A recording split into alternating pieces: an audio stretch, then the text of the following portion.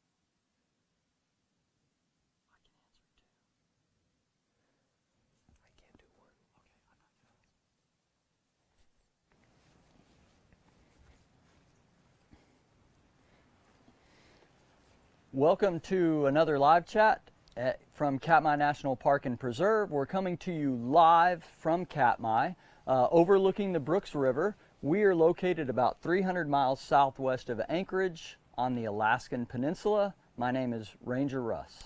And I'm Ranger Andrew, and this is a partnership we've done here at Katmai National Park with Explore.org since 2012. And this is a live chat. We will be answering a number of your questions later, and we'll get to those in the second half of the broadcast. But we should note, Russ, that this is a pretty special time to be watching the bear cams. It is indeed, and this is also our 100th anniversary at Katmai National Park, established as a national monument by Woodrow Wilson in 1918 and further expanded under Herbert Hoover in 1931 to include the Brooks River area. And a number of presidents later as well. So it's our 100th birthday. We're pretty excited about it. And we're also very excited about this live chat. It should be noted that this is a live broadcast. This is unscripted. Who knows what will happen? We will have to see. We are overlooking the Brooks River, as Ranger Russ said. It is certainly possible that at any point during this broadcast, it may be interrupted by a bear. So if we have to exit stage left with very short notice, that is probably why.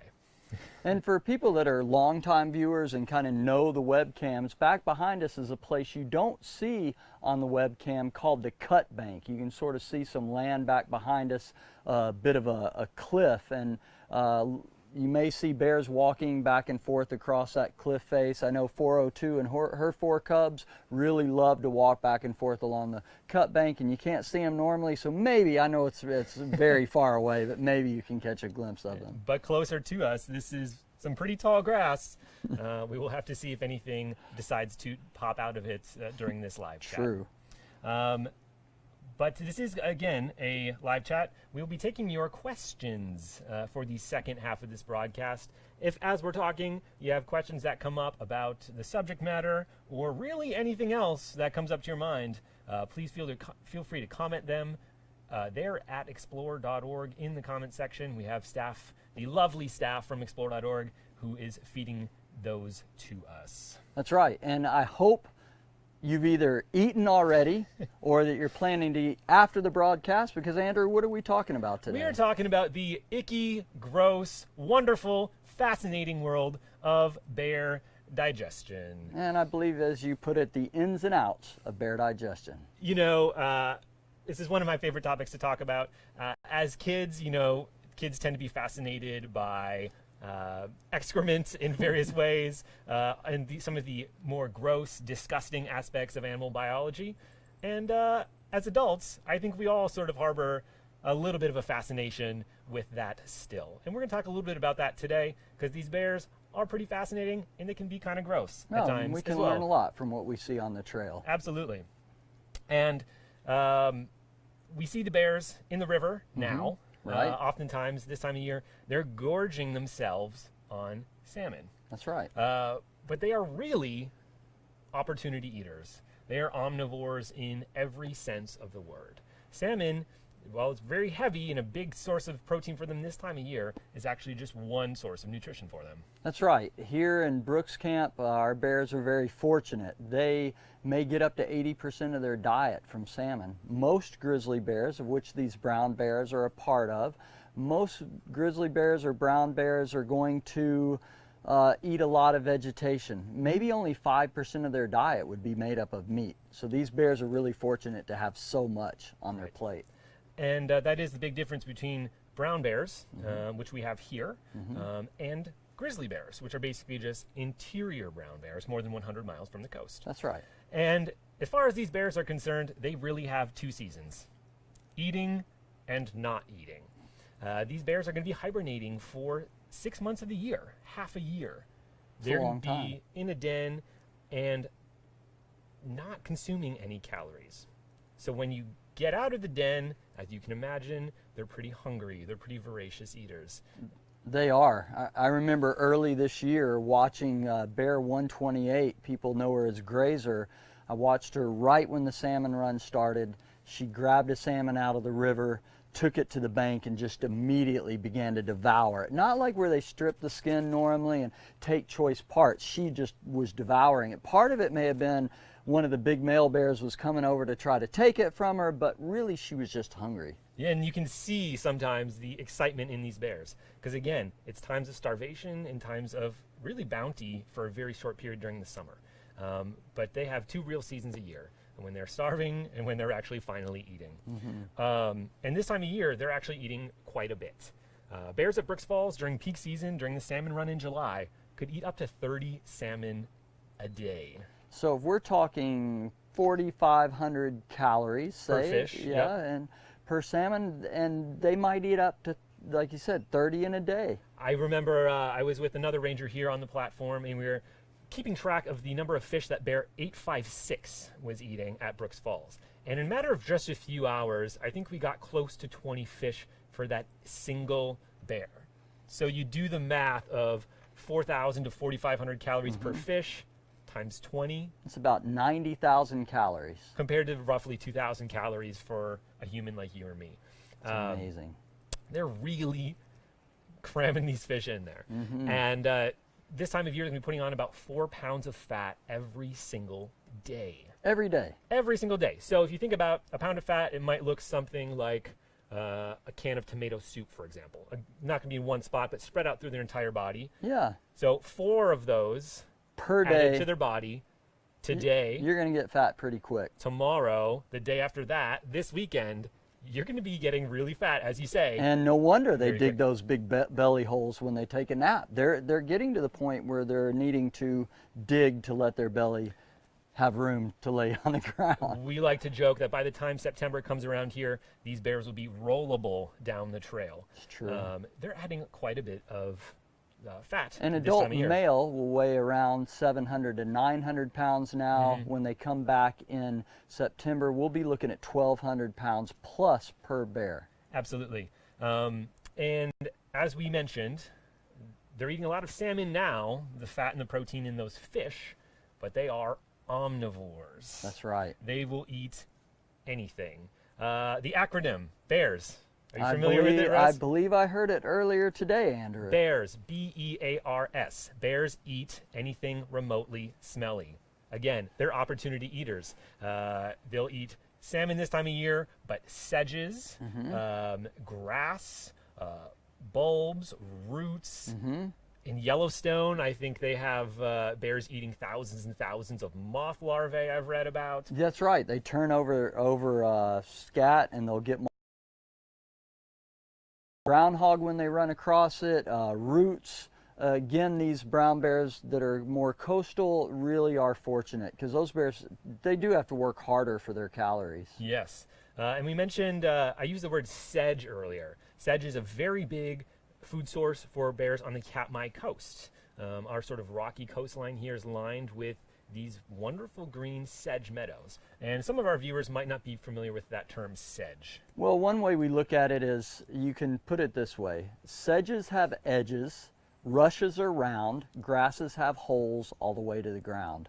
Beautiful. And then you can Next distinguish time. whether you're looking at a sedge. And if you look at a lot of our sedges, they do have edges. Sedges have edges, as they say. So there's a difference between sedges and grass. That's right. Which is a common misconception that they are the same thing. But bears will often eat plants more than meat.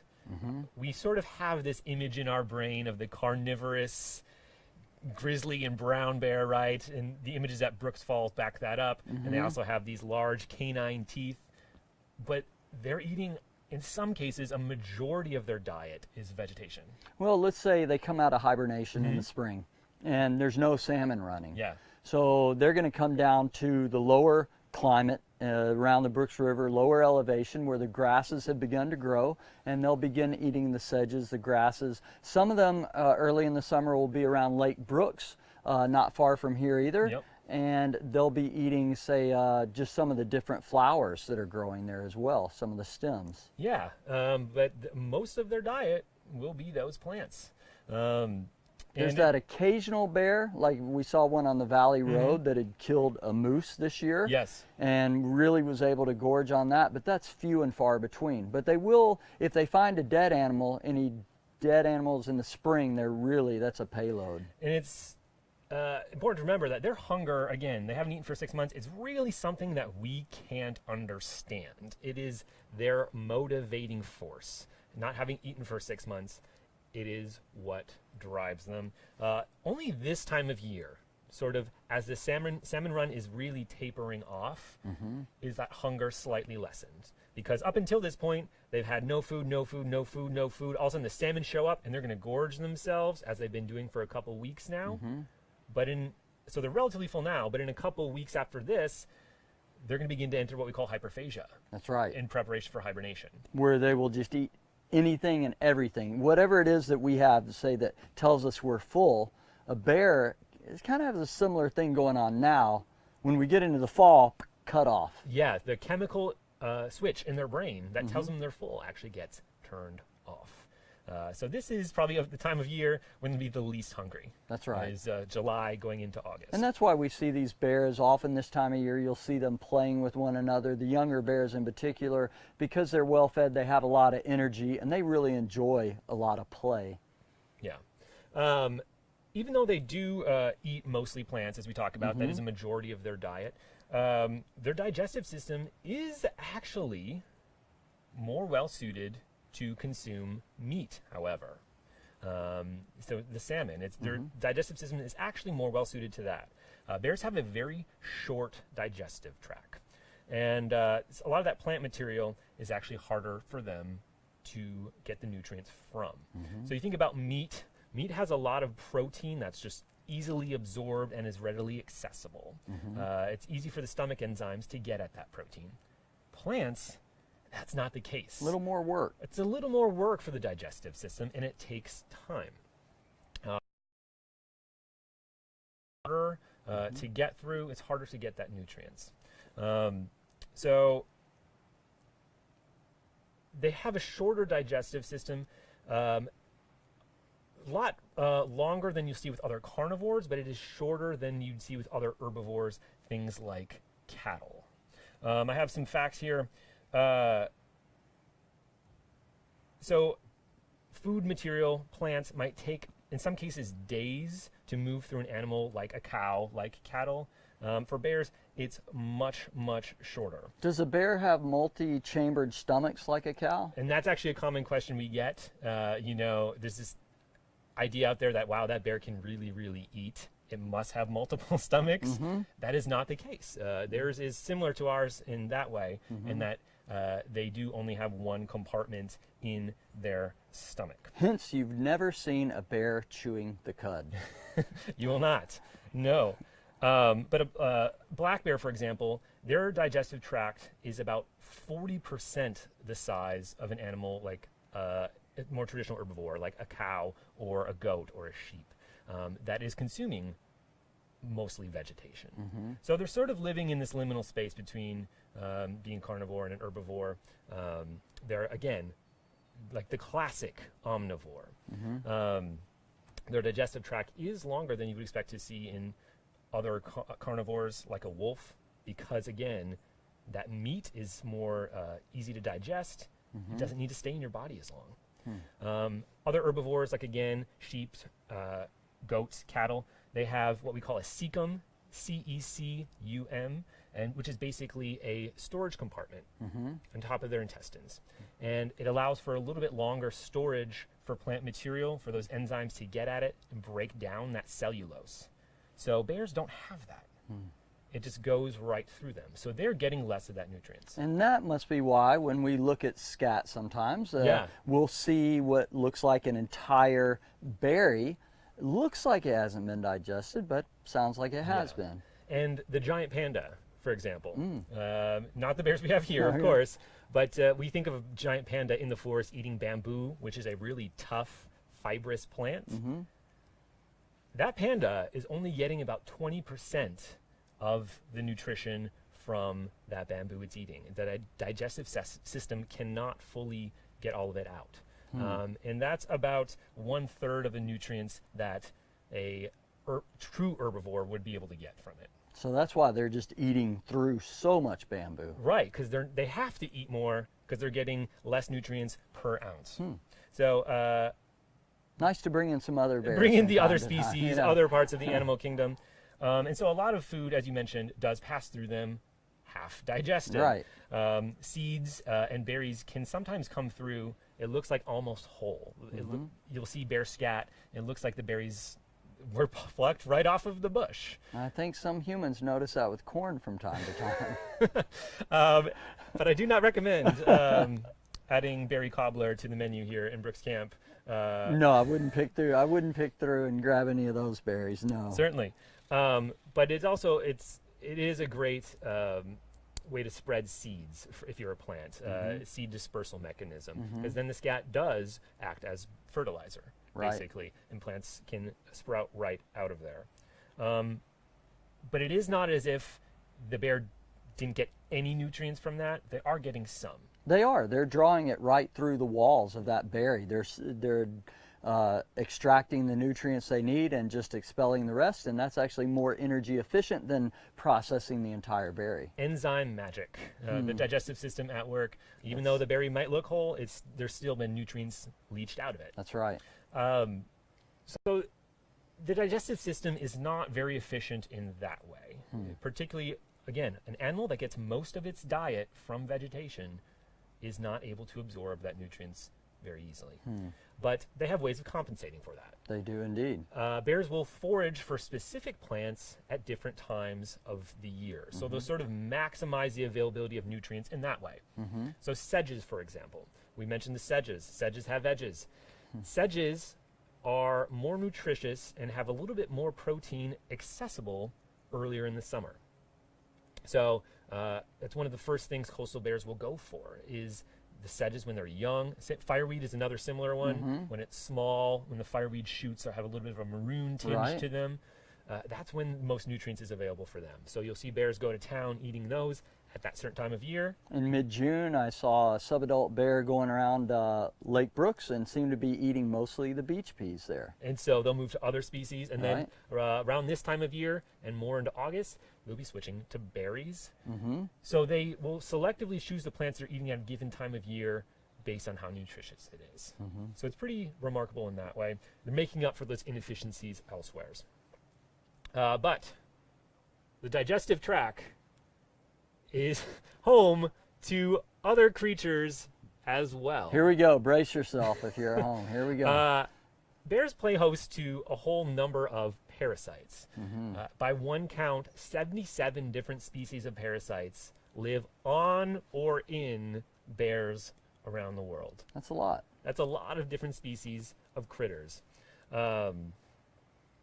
And remembering that humans, we hold host to some ourselves, but maybe not as many as the bears. Not as many, hopefully, and hopefully not in as abundant, and hopefully not as large, because one of the parasites that are most visible here during certain times of year are tapeworms. And again, it's not fun to talk about all the time. It can be kind of gross, kind of icky, but it is fascinating.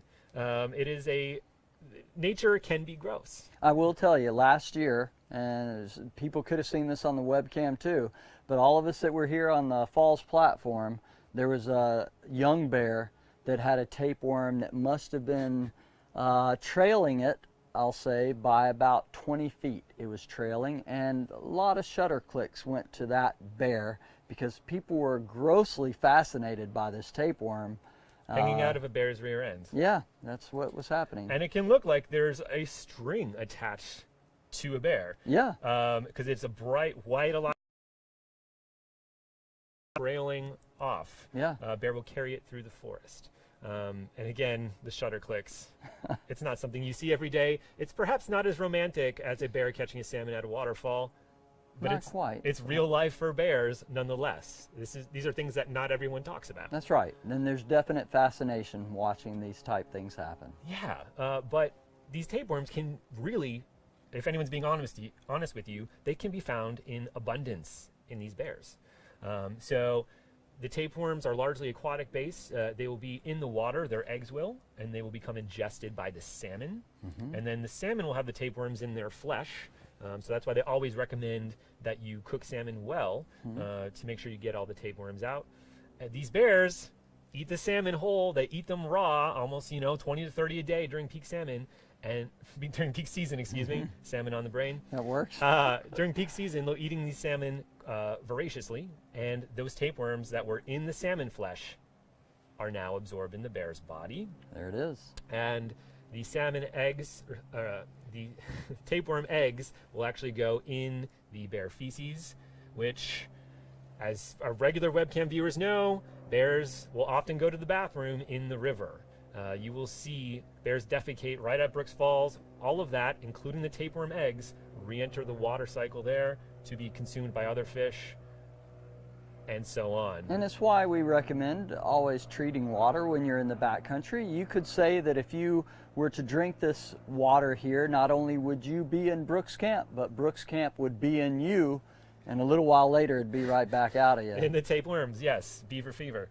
Yes, so we recommend purifying water for those reasons, because we do have tapeworms in the water column here, of course. They are a natural part of the system here. But these bears, they have a lot of them. They can be feet long, as you mentioned. One autopsy of a California black bear that was done, they found parasites and worms of various kinds in nearly every single skeletal muscle in this bear. So the bear body is full of other creatures that are living off of it. And most of these are harmless, but there is one parasite and illness associated with it that it can be harmful to humans. It can, yeah. And there's some I saw. I lived in Papua New Guinea for a couple of years as a Peace Corps volunteer a number of years ago, and there were times that people would get skin type infections. Trichinosis. Yeah, it would be like a spiral just under the skin, gets kind of itchy, and it could start popping up all over a person's body. Yes. Trichinosis is a condition that is found often in bears and is actually transferable to humans. The specific worm is Trichinella spiralis, and it is a worm that will lay eggs and encysts in the striations of muscles, and then once the eggs hatch, they will migrate out to the digestive system. And again, bears have these in abundance, and it is most often transferred through the consumption to humans through the consumption of bear meat. So the Alaska Department of Fish and Game actually says if you go bear hunting, which is quite popular in other parts of Alaska, you can't go bear hunting here in this national park. This is protected. But in other parts of the state, you can hunt bears, and people do eat them. And if you eat bear meat and do not prepare it correctly, you can get some of these critters, these parasites. And so the Alaska Department of Fish and Game has put out several warnings over the years encouraging people to cook their bear meat properly. In fact, you should just assume that it's found in the bear meat. With polar bears in particular. There was one study that was done, and nearly 100% of the polar bears they examined had trichinosis at some point or some part of their body, Trichinella spiralis. So it is out there. And it should be noted that it is mostly transferred through the consumption of eating other carnivores. So when a bear, they're omnivorous, right? So they're eating salmon here, they're eating, and salmon are not carnivorous, but they're eating plants as well. And then they will eat other carnivores if given the chance. If a bear dies, its carcass may well be consumed. A number of bears may come and work on that carcass. Yes. There was one study that was done in Minnesota, and they had 13 bear carcasses that were put out, and 12 of the 13 were cannibalized by other bears. There it is. So that is how these parasites get transmitted, through eating other animals that eat meat. And it doesn't necessarily have to be bears in particular. It could be a wolf carcass, it could be lynx, but that is how this parasite in particular travels. And it can be fatal in some cases to humans. A lot of the times, though, it will just be sort of fever, muscle pains, different digestive issues. But trichinosis, probably unpleasant. Not a fun one, and not one you want to mess with. But majority of bears in America probably do have that parasite. And again, this is not something you read about in storybooks. No, you don't. But as gross and kind of icky and uncomfortable as digestive parasites like tapeworms can be, they're not fatal all the time for these animals. Most of the time they're not. It's just No. a part of life. Part of the adaptation that they have in their life, and it's just a normal part of a bear's existence. It is part, I think most bear carcasses examined have some sort of parasites in them. I think of another autopsy I was reading about. They examined one bear's intestines and found 64,000 flukes, which is a small worm, just in that one bear's intestines.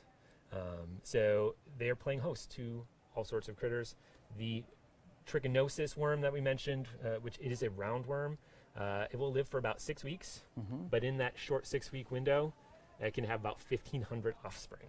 So when we're seeing a bear, we're not just seeing one living organism. It's also someone's house, if you think about it that way.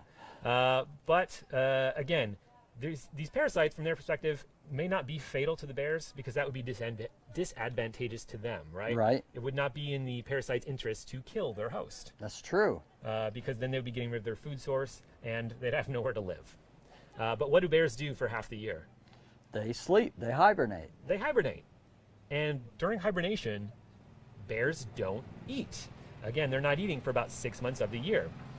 So what are these parasites going to do?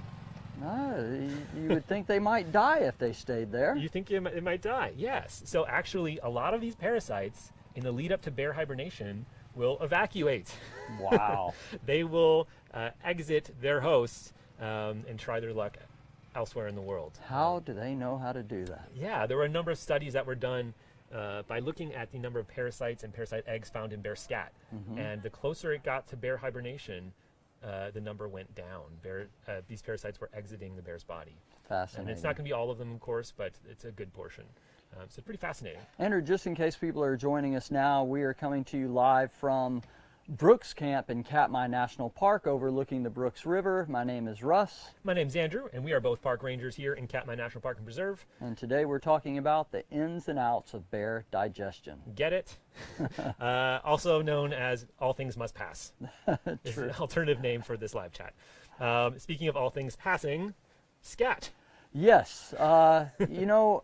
It starts with an S and it ends with a T and it comes out of you and it comes out of me. I know what you might be thinking, Andrew. It's not that.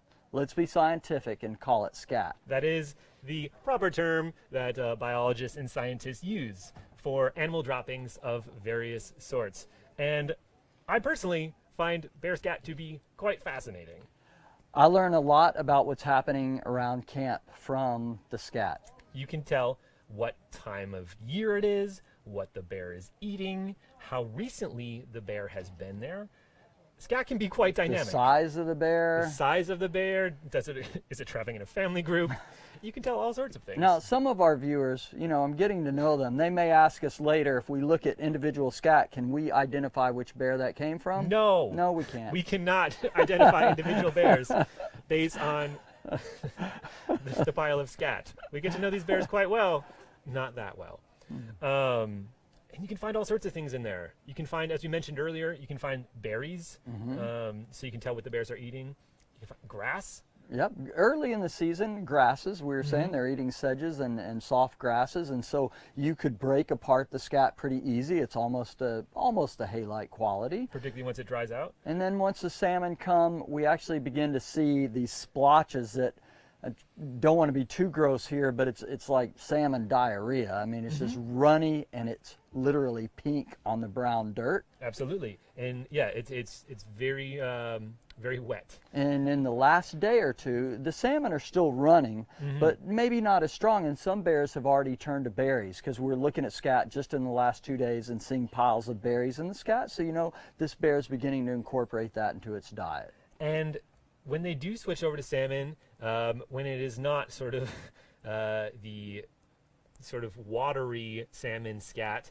oftentimes you see salmon bones completely in there, in as a whole. It seems like you could sometimes reassemble entire fish skeleton just based on the bones you see in a single pile of scat. Yeah, it's fascinating.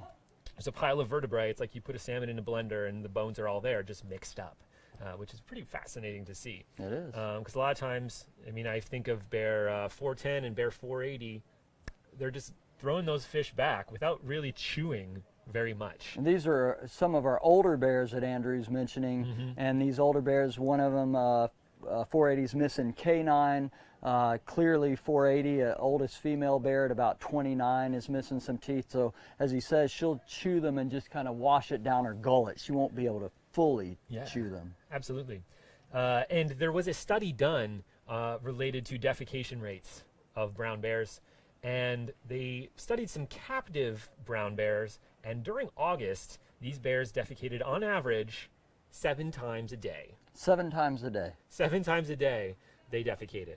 And last July, we had 49 bears at Brooks Falls. Right. So you do the math. If we have 49 bears who are defecating 7 times a day, that's 350 piles of scat per day in peak season here in Brooks Camp. In a 1.5 square mile radius. Yes, 1.5 miles of river. That's a lot of piles of scat in a very small area. It sure is. And sometimes visitors... They are actually sometimes utterly fascinated by it. Sometimes it's gross and move around, but some people start taking pictures of it because Right. it's part of the bear's life. And there's always those few folks who act surprised that we have bear scat in various places here.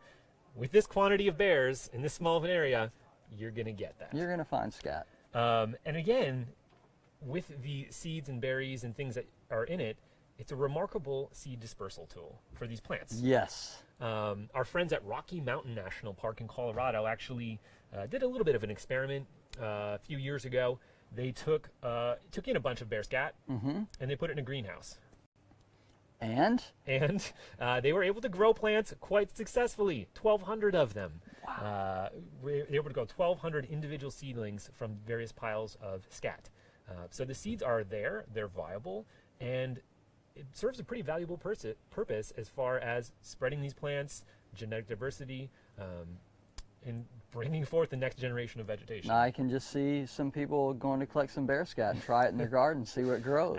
Yes. It's an interesting experiment. Surrounded by fertilizer. Yeah. And you can also tell what the bears are eating.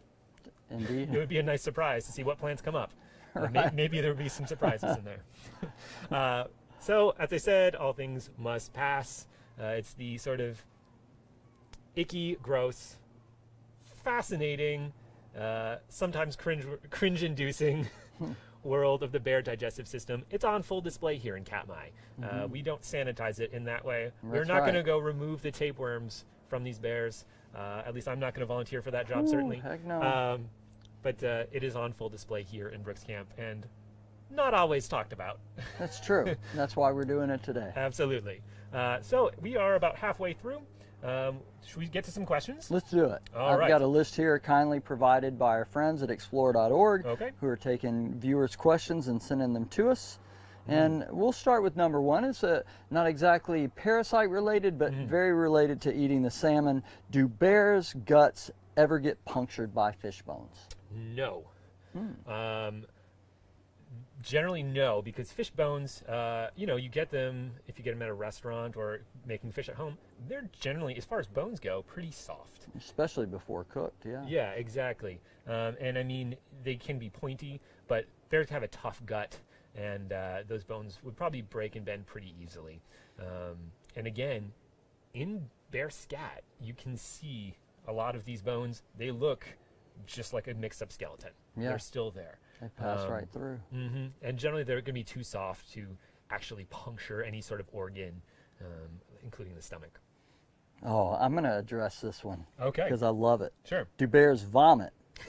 And this person saw a 480 Otis doing something that looked like vomiting. I'll tell you this, last year, early in the season, a visitor came up and showed me a picture they had made on their camera that I wish I had gotten. Okay. I don't know which bear it was, but this bear vomited, and it vomited a merganser, or a duck, some type that it had eaten whole. And when you looked at the picture, it actually looked as if though it was like one of those rubber chickens. Yeah. Looking in the picture, it just vomited the entire bird back out. In that case, it didn't fully digest that. But they can sometimes vomit, yes. Absolutely. And I also think about hyperphagia, which happens here in the fall. For viewers at home who might not be familiar with that term, hyperphagia is the lead up to hibernation that bears go through. It's when they just start eating and don't really stop. The chemical switch in their brain that tells them they're full gets switched off, and they still don't know the sensation of being full. During that period, you will see bears eat, vomit, occasionally eat the vomit, and then keep eating. So not exactly picturesque, not exactly romantic, but that is sort of, particularly during the hyperphagia season, that's how things go in the bear world. Hope they ate before the program. Nature's not always pretty.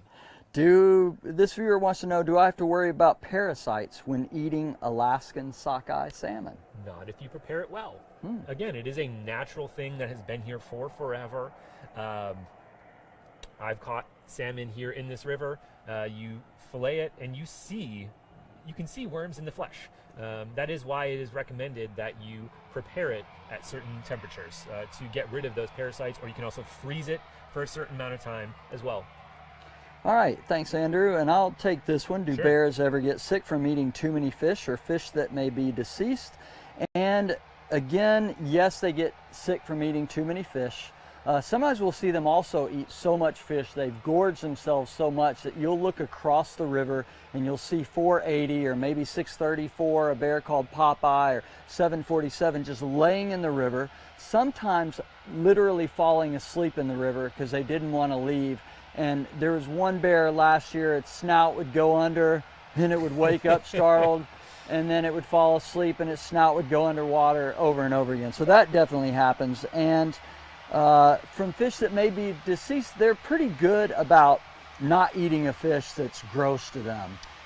You know, they're pretty picky. So they could certainly get sick from eating one of the ones in September that's died, but generally they're pretty good about avoiding things that smell wrong. Yeah, and I'll say a couple things about that. First is the bears have pretty strong guts. They have a vibrant biome in their digestive system, full of all sorts of bacteria that take care of them in some ways. And they are not going to eat fish that is too rotten, but they can eat fish on the way out. That's perfectly fine. Oh yeah, they can eat stuff certainly that we could never get close to. And it's worth noting that the river here is relatively cold. It's probably somewhere in the low 50-degree range Fahrenheit right now. During later in September, that might go down slightly. And so the fish, even if they are rotting, it's going to be a slow process. It's kept pretty cold. But they can eat a lot of things that we cannot. All right, someone had read about the Kodiak bear reducing their intake of salmon and increasing their consumption of elderberries due to the impact of climate change. And this person's wondering if there's been any evidence of this adaptation in these bears here. Not that I am aware of. I'm not aware of any studies that have pointed to climate change in regards to this specific population of bears changing their diet. And that is a question we get a lot here in Brooks Camp, is how is climate change going to affect these bears? These bears we all watch and love to watch, you know, these beautiful animals. How is climate change going to affect them? The real question we should be asking ourselves is, how is climate change going to affect the salmon? That is, you know, how these bears survive. And how climate change affects salmon has been documented. I'm a little bit more familiar with that literature. Salmon eggs, as the water level increases, the development of salmon eggs accelerates. Incubation time decreases the warmer the water is. So if the water gets too warm and salmon eggs develop too quickly, they might hatch too early in the winter, and they might not have enough food in the water for them to survive in early spring once they're out there. So that's a drawback for the salmon. And additionally, climate change is closely tied to something called ocean acidification, in which ocean waters, as become warmer, they also become slightly more acidic. And salmon are very big eaters of pteropods and copepods. And some of these little critters have very fine calcium shells, and the more acidic the ocean water gets, those shells can dissolve, and there goes the salmon's food source. So climate change will affect these bears in that way and affect their diet in that way, but I'm not aware of any switching to berries. I'll have to research that more. Yeah, I have not read about that. Oh, we have another one. Why do bears only eat part of the fish? And really, this comes from abundance. When there is an abundance of salmon, the bears are only going to eat the fattiest parts of the salmon. That tends to be the skin, the brains. So you'll often see them take a bite near the head, bite the brains out, strip the skin. If the salmon is a female and has eggs, you'll see them just eat the eggs and often discard the rest of it. It's mainly because the fish are so plentiful, they need to gain as much weight as they can. They're going to eat the fattiest parts and move on to the next fish. The advantage for the ecosystem or the other bears is that as they discard that fish, some of the subadults that are still learning to fish will pick the rest of the fish up and eat it, and so it gets used by fish, or by younger bears, by eagles, the gulls, and things of that nature. Yeah, a few more questions here. How many pounds of fish do they eat a day? Well, during peak season, a larger bear could eat up to 30, and a fully grown adult salmon could be somewhere between 4 and 8 pounds. So 8 times 30 or 4 times 30, somewhere in that range. 200 pounds. It's upwards of 200 pounds of salmon that they could be eating if they're getting the larger fish and they're eating that many, again, during peak season. That's really hard to get your mind around. When do the sedges and grasses begin to grow, and when are they tall enough for a bear to really begin to eat? Generally, we see that after they come out of their dens in the spring, and it's now April, it's early May. There's enough grasses by mid-May for sure. Around Lower Brooks River, when we arrive here, we see the bears already eating. The ones that show up are already eating the grasses and sedges by then. And it's important to note too, as we mentioned earlier in this broadcast, a lot of these sedges are going to have that nutrition more readily available when it's younger, when the cell walls have not hardened up enough. It's a lot easier for these bears to get that protein. So you'll see mostly sedges in the spring, particularly with coastal bears. Which, another question related to that, I think you can sort of segue into, Ranger Russ.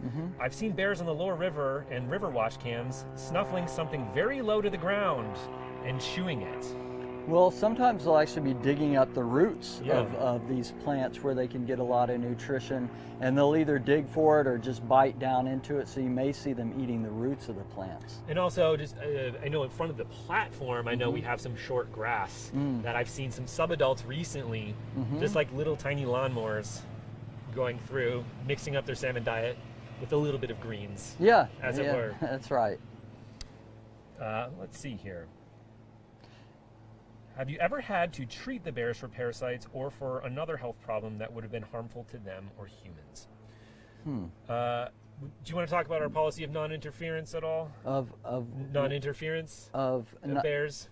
Oh yes, I will talk about that, because we get that a lot, especially in this section of the river where people see fishermen out in the river. We do want to always stay 50 yards from any bear, and we don't want to interrupt them, especially on a concentrated food source. The reality is that when photographers are in the river or fisher people are in the river, that at times they will be closer than 50 yards to a bear. And usually those bears are moving through and they're walking around the people, but if the bear's ever approaching, then they're required to move and keep that 50 yards. The thing that's hard to see on the camera sometimes is you see people and they're like, well, they're not backing up and there's a bear close, but what you don't always see is that sometimes there's a bear that's behind them also, and these people can literally get surrounded by bears, which is a good reason why you want to be with a group of people. You want to be watching all directions around you, and you do have to move as a group as you can. Yeah, and I think this question was asking more about non-interference into sort of, you know, are you going to help that bear if it has issues with parasites or health issues? The park largely will not interfere with these bears, you know, so sometimes you'll see a bear with a health issue of some kind. Does it have a broken paw? Is it underfed? We're not going to interfere in those bears' lives. It's generally the park's philosophy. These are wild bears. These are wild animals.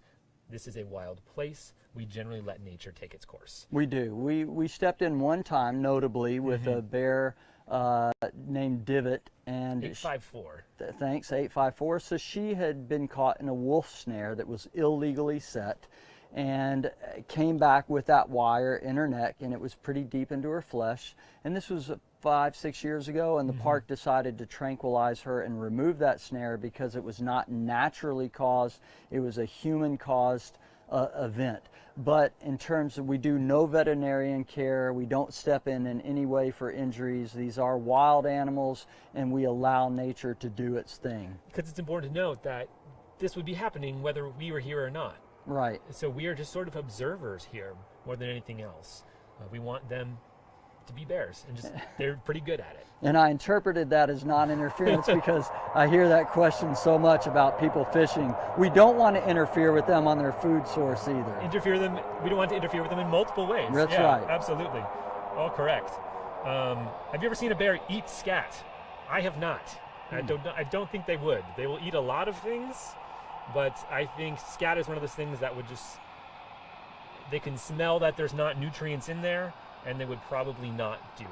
They might eat scat of other animals, possibly, human animals even. So it's all the reason to make sure you're using And that's a really good point. the facilities that we have. I did not think about that. There has been an incident or two, just being forthright, where people have not wanted to walk the Falls Trail all the way back to the bathroom, and humans have used the trail just off, and bears will eat that, and it's very dangerous because if bears begin to associate humans with potential food, this place would change overnight, and it would be a disaster.